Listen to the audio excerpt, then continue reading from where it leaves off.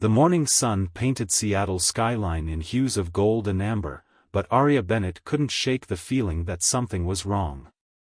Her hands trembled as she stared at the shattered remains of her alarm clock, the third one this month. The display had exploded when she reached to silence it, just like all the others. Just like the light bulbs that burst when she got angry, or the car door she accidentally ripped off its hinges last week. At 23, Aria had always known she was different. Her silver-streaked dark hair and unusual violet eyes drew stares, and her foster parents had spent years helping her hide her inexplicable strength. But lately, these incidents were becoming harder to explain away. She grabbed her jacket and headed to her job at the local observatory, where she worked as a research assistant. The facility's quiet halls and vast view of the stars always brought her peace. Today, however, even that sanctuary felt different. The equipment was acting strange, readings spiking off the charts as she tried to calibrate the main telescope. "Those energy signatures are impossible," her colleague James muttered, frowning at the displays. "It's like something massive just entered our solar system, but there's nothing visible." Aria's skin prickled. The air felt charged, like the moment before lightning strikes. She opened her mouth to respond and the observatory's windows exploded inward in a shower of glass. Through the opening, a sleek vessel of impossible design descended from the clouds, its hull gleaming with an otherworldly iridescence. 3 figures emerged from the ship, their movements unnaturally fluid. They wore armor that seemed to shift colors like oil on water, and their eyes glowed with an inner light. The tallest of them stepped forward, removing a helmet to reveal features that were almost human, but not quite, too perfect, too symmetrical, with skin that held a subtle luminescence. "Princess Ariana," the figure spoke, voice resonating with harmonics that made Aria's bones hum. "We've finally found you. Your mother, Queen Lyra of Celestria, sent us to bring you home." Aria backed away, her heart pounding. "There's been a mistake. I'm not Dash." Her denial was cut short by the sound of engines. Black helicopters appeared on the horizon, bearing insignias she didn't recognize. The lead alien's expression hardened. "The Shadeclave. They've followed us." He reached for Aria. "Your Highness, we must go. Now. Your life is in danger." Gunfire erupted from the helicopters. Aria watched in horror as the bullet seemed to slow and stop before reaching the aliens, caught in some kind of energy field.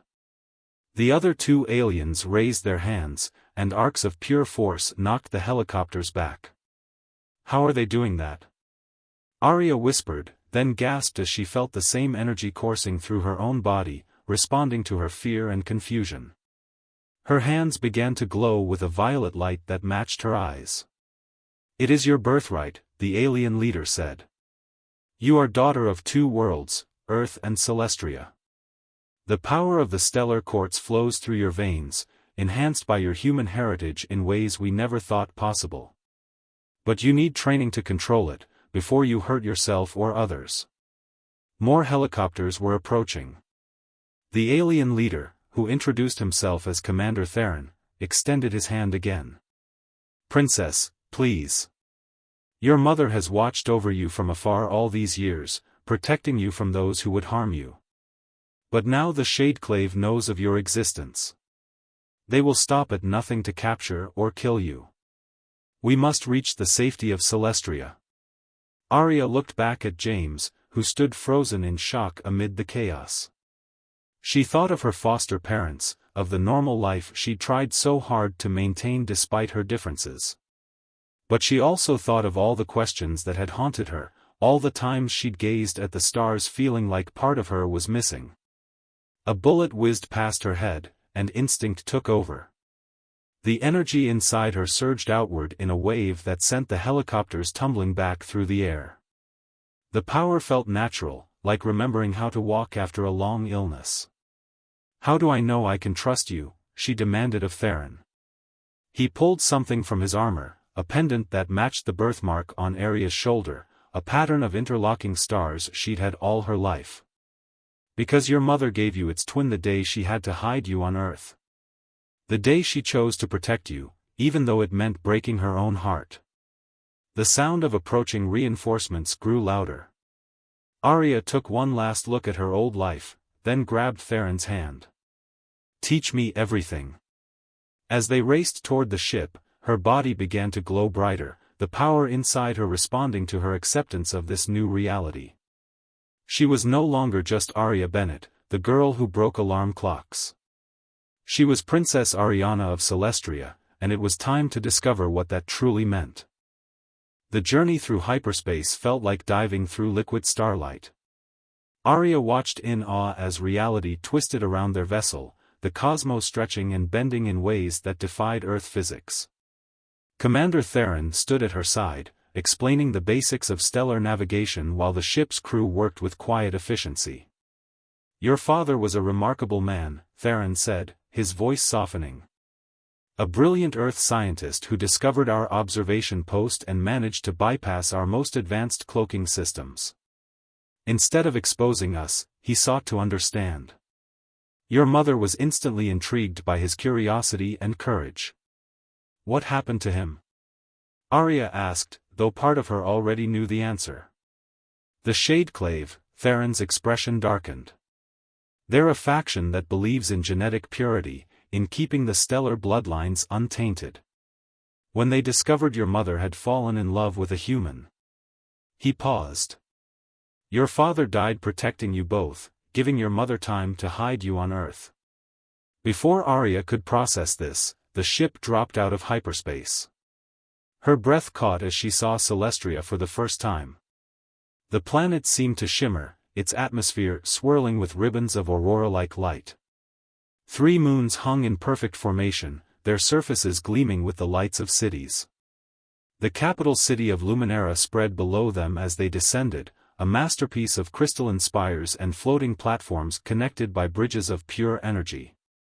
Gardens spiraled up the buildings, their flowers glowing with bioluminescence. Ships of all sizes wove through the air in intricate patterns, their paths marked by trails of light.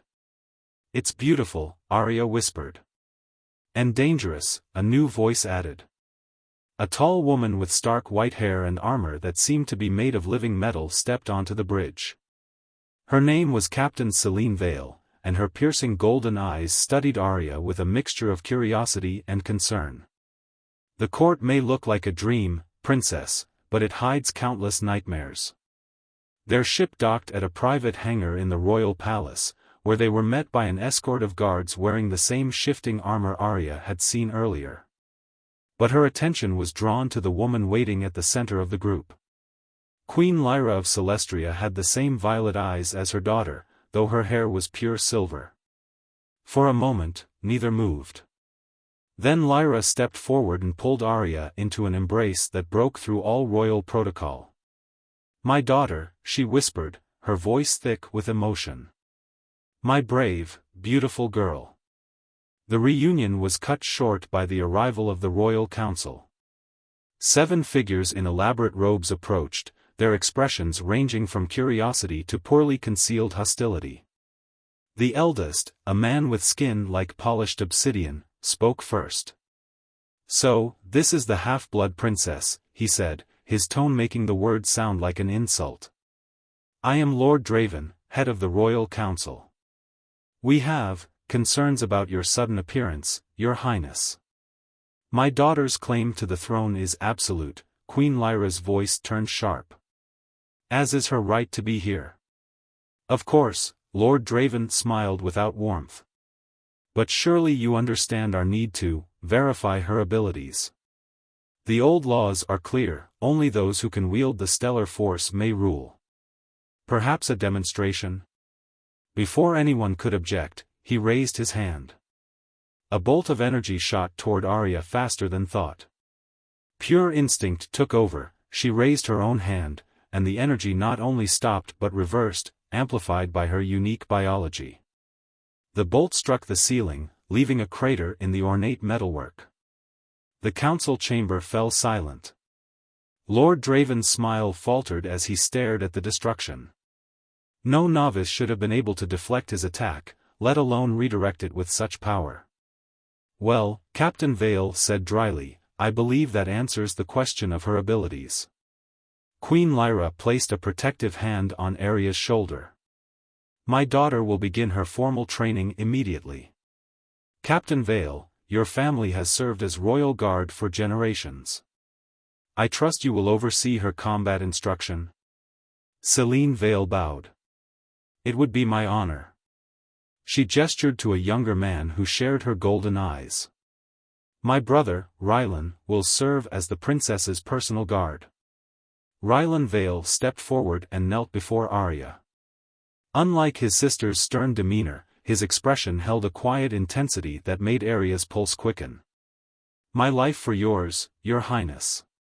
As Arya looked around the chamber, at her mother's love, Rylan's loyalty, Lord Draven's calculating gaze, and the countless mysteries still to unravel, she realized this was only the beginning. The power humming through her blood was both gift and burden, legacy and curse. She straightened her spine, calling on every lesson in poise her foster parents had taught her. When do we start? Dawn hadn't yet touched Luminara's crystal spires when Arya hit the training room floor for the 100th time. Her body ached, but she pushed herself back up, violet energy crackling around her fists. Across the chamber, Rylan Vale stood in a ready stance, his golden eyes tracking her movements. Your strength means nothing if you can't control it, he said, circling her. The stellar force responds to emotion, but it must be guided by discipline. Arya closed her eyes, feeling the familiar surge of power in her veins. After 3 months on Celestria, she was finally beginning to understand its rhythms. The energy wasn't just a weapon, it was an extension of herself, as natural as breathing. She moved without thinking, letting instinct guide her. This time when Rylan attacked, she didn't try to match his strength. Instead, she redirected his energy, adding her own power to it. The resulting blast sent them both sliding backward, leaving spiral patterns of light in the air between them. A slow clap echoed through the chamber. Captain Selene Vale emerged from the shadows, a rare smile on her face. Finally learning to think like a Celestrian warrior, not an earth brawler. But Arya barely heard the compliment. Her attention was fixed on Rylan, who was looking at her with an expression that made her heart race faster than any combat training. Over the past months, he'd become more than just her guard, he was her anchor in this strange new world, the one person who saw her as more than just a princess or a curiosity. Their moment was interrupted by an urgent chime. The training room's holographic displays flared to life, showing multiple emergency signals across the sector. Report, Selene barked into her communicator. The response came from Commander Theron. The Shadeclave has launched simultaneous attacks on 3 outer colonies. But that's not all, they've somehow accessed Earth's defense networks. They're exposing our existence to the human population. Arya's blood ran cold. They're trying to start a panic. Force Earth to react without understanding. And create chaos they can exploit, Rylan finished. We need to dash. The palace alarms screamed to life. Through the windows, Arya saw ships emerging from hyperspace, sleek, black vessels that seemed to absorb light rather than reflect it. The Shadeclave had brought the fight to Celestria itself. Get the princess to safety, Selene ordered, but Arya was already moving toward the door. No, she said, her voice carrying the authority she'd inherited from both her mother's royal blood and her father's unwavering courage. Earth is my home. Celestria is my heritage. I won't hide while both are under attack. Before anyone could argue, she reached out with her power. The stellar force responded more strongly than ever before, surrounding her in a corona of violet light. Her training outfit transformed, molecular structure shifting into armor that combined Celestrian technology with an aesthetic that honored her human side. Princess, Rylan started, but she cut him off. I'm not just a princess, Rylan. I'm a bridge between worlds. It's time I started acting like it. She held his gaze. Are you with me? Instead of answering, he drew his weapon, a blade that hummed with stellar energy, and moved to her side.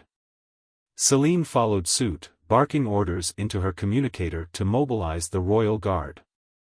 They reached the palace's command center to find Queen Lyra already coordinating the defense.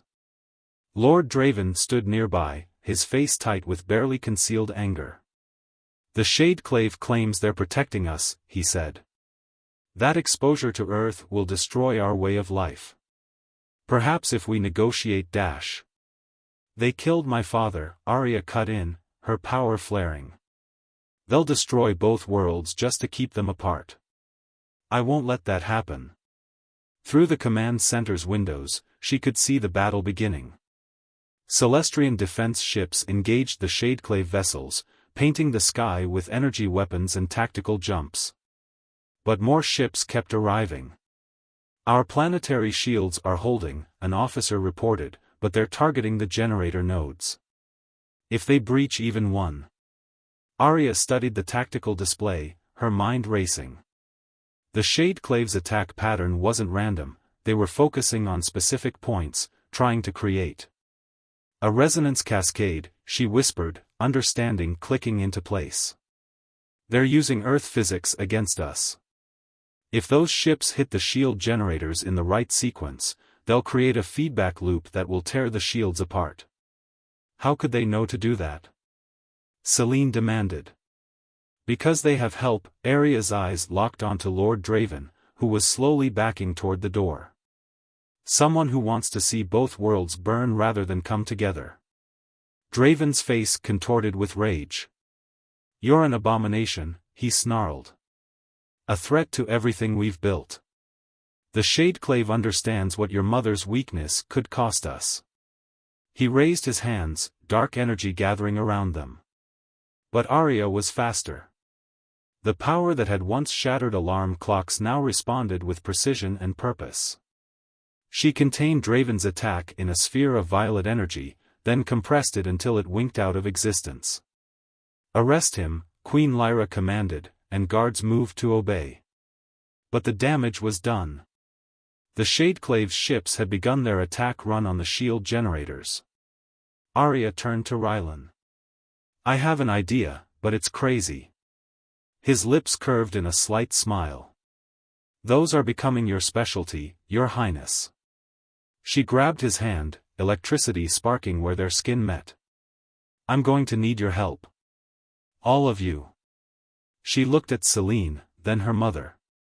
The Shadeclave thinks being half-human makes me weak. Let's show them how wrong they are. You want to do what? Commander Theron's voice cracked with disbelief as Arya outlined her plan. The shield generators are based on pure Celestrian technology, she explained, her fingers dancing over the command center's holographic controls. That's why they're vulnerable to Earth-based physics. But I'm both human and Celestrian. If I can link with the shield network, you'll create a hybrid defense system, Queen Lyra finished, understanding dawning in her violet eyes.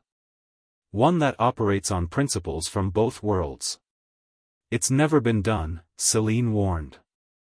The amount of power required would kill a normal person, Rylan said quietly. His golden eyes met Arya's. But you're not normal, are you? Above them, the battle intensified. The Shadeclave's ships moved with deadly precision, each blast weakening the shield generators in sequence.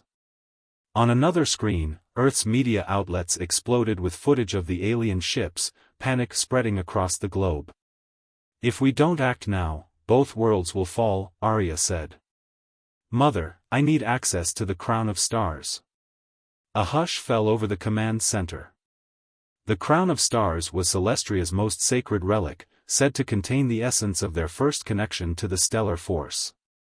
No one had attempted to harness its power in generations. Queen Lyra hesitated only a moment before removing a crystal key from around her neck. The crown responds to royal blood. But Arya. She gripped her daughter's hand.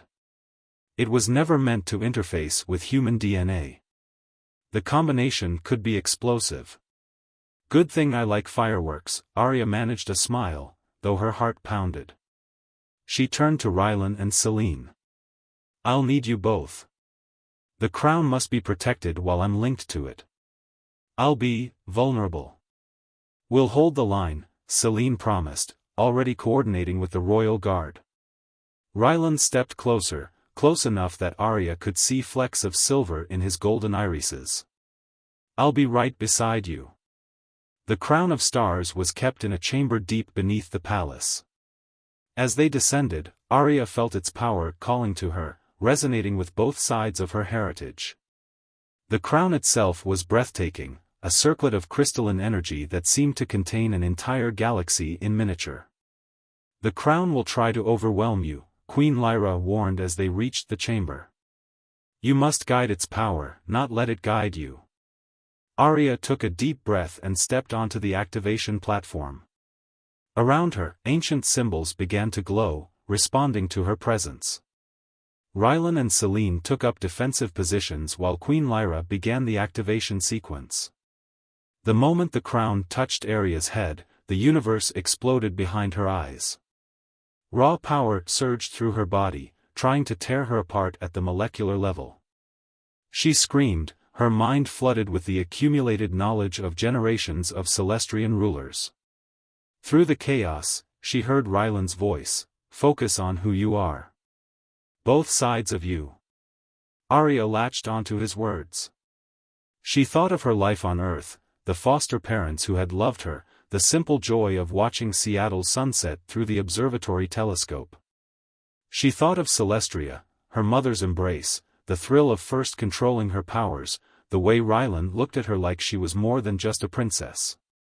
Slowly, impossibly, the two sides of her nature began to align. The crown's power stopped fighting her and started flowing through her. She opened her eyes, seeing both worlds at once, the quantum mechanics of Earth dancing with the stellar force of Celestria. Through the palace's sensors, she could see the Shadeclave ships preparing their final attack run. With a thought, she reached out to the shield generators. The existing matrix dissolved, replaced by something entirely new, a defense system that operated on principles no one had ever imagined. The Shadeclave's carefully calculated attack sequence shattered against shields that followed neither Earth physics nor Celestian energy patterns, but a seamless blend of both. Their ships' weapons, calibrated for one type of defense, proved useless against Arya's hybrid creation. But she wasn't done. Through the crown's connection, she broadcast a message to both worlds. To Earth, she showed the truth, not just of the Shadeclave's attack, but of the peaceful exchange possible between their civilizations. To Celestria, she demonstrated how human innovation could enhance rather than diminish their ancient ways. The effort was devastating. Blood trickled from her nose as reality itself seemed to bend around her. Just when she thought she would break, she felt Rylan's hand slip into hers, lending her his strength. Then a new alarm blared. Through the crown's enhanced perception, Arya saw a massive ship emerge from hyperspace, larger than anything they'd encountered. At its helm stood a figure she recognized from the crown's ancestral memories, High Commander Nexus of the Shadeclave, wearing armor made from the same dark energy as their ships. "If we cannot keep the worlds separate," his voice boomed across all frequencies, "then we will end them both." The massive ship's hull split open, revealing a weapon that made the crown's knowledge scream in warning. It was powered by dozens of captured humans and Celestrians, their life force being drained to fuel something that would tear both worlds apart. Arya's vision blurred as she processed the horror of it. The crown's power began to fluctuate, responding to her distress. She felt Rylan squeeze her hand. "Whatever you're planning," he said softly, "I'm with you." She turned to him, knowing what she had to do but terrified of the cost.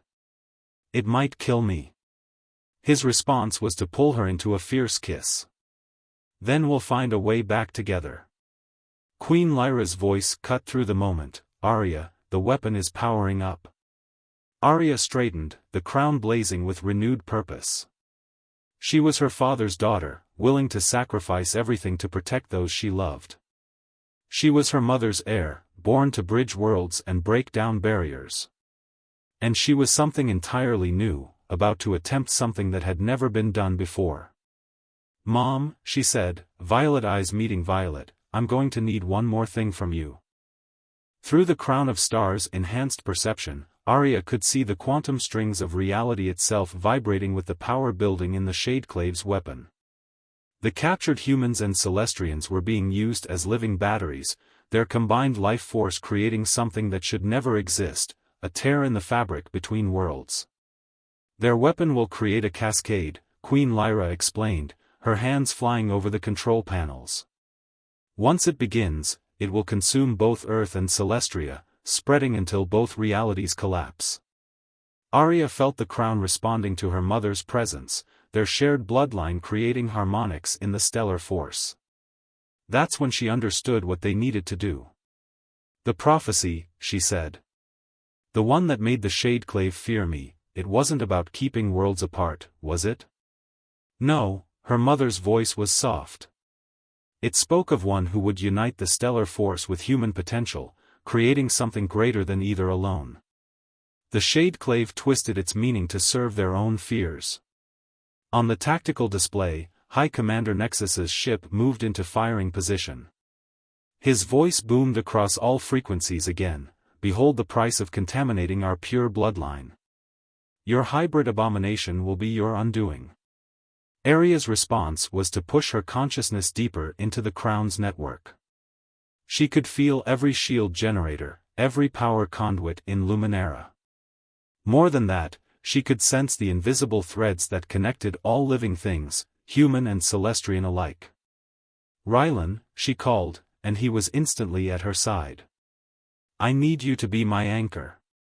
What I'm about to try. I could lose myself." His hand found hers again. "I'll bring you back. Always." She nodded to her mother. "Ready?" Queen Lyra's hands moved to the final controls. "My life for our people." "No," Arya's free hand caught her mother's. "Our lives together." Power surged through the crown as mother and daughter joined forces.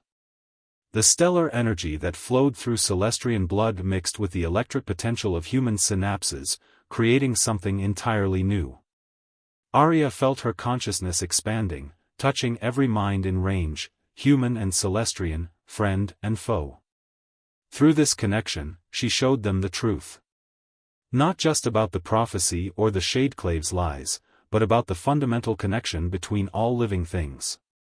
She showed the humans watching from Earth that they weren't alone in the universe, and that difference didn't have to mean destruction.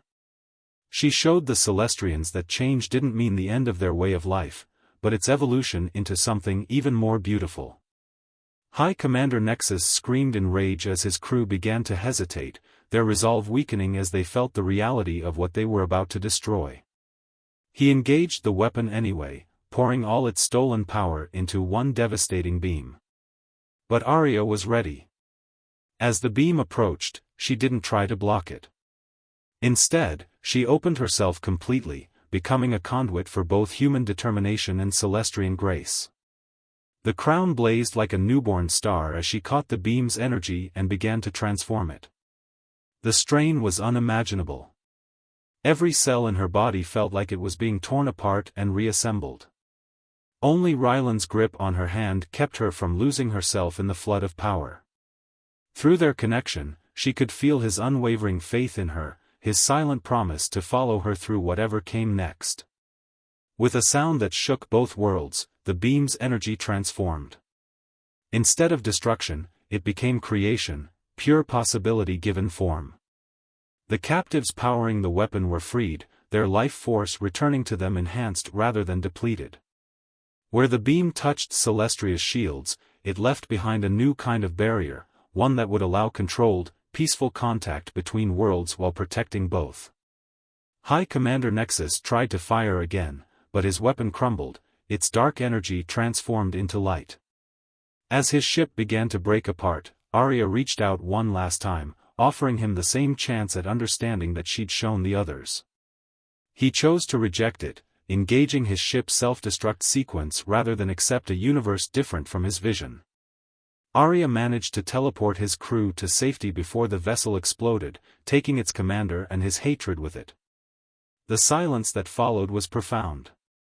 Arya felt the crown's power gradually ebb, returning to manageable levels.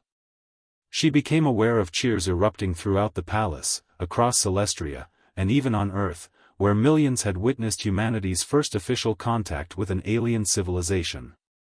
She opened her eyes to find herself supported by both Rylan and her mother. The crown had transformed, its structure now an elegant blend of Celestrian crystal and earthly metals, a physical representation of the bridge she'd created between worlds. "Well done, my daughter," Queen Lyra's eyes shone with pride and tears. "So," Rylan said, helping her stand, "what happens now?" Arya looked out at the two worlds she called home, Earth shining blue and green in the distance, Celestria glowing beneath her feet.